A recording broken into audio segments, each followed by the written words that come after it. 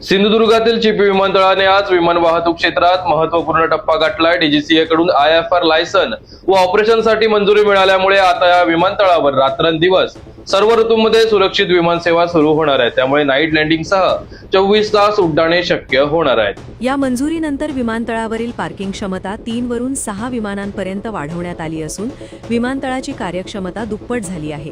डिसेंबर महिन्यात सुमारे 11,000 प्रवाशांनी चिपी विमानतळावरून प्रवास केल्याने हा विमानतळ देशातील 75 प्रमुख विमानतळांच्या यादीत मानाचे स्थान मिळवेल असा विश्वास व्यक्त केला जात आहे। लवकरच मुंबई सिंधुदुर्ग थेट विमानसेवाही सुरू होण्याची शक्यता असून यामुळे पर्यटनाला मोठी चालना मिळणार आहे। परिणामी कोकणच्या आर्थिक, पर्यटन आणि सर्वांगीण विकासाला नवी बळ मिळेल। नाईट लँडिंग परवानगीसाठी खासदार नारायण राणे आणि मंत्री नितेश राणे यांनी केंद्र सरकारकडे सातत्याने पाठपुरावा केला होता। तसेच चिपी विमानतळासाठी आवश्यक असलेला वीज पुरवठा सुरळीत करण्यासाठी पालकमंत्री नितेश राणे यांनी जिल्हा नियोजनमधून 2.5 कोटी रुपयांचा निधी उपलब्ध करून दिला होता। मुख्यमंत्री देवेंद्र फडणवीस यांनीही केंद्र सरकार आणि नागरी विमान वाहतूक मंत्रालयाशी आवश्यक समन्वय व पत्रव्यवहार करून या प्रक्रियेला गती दिली।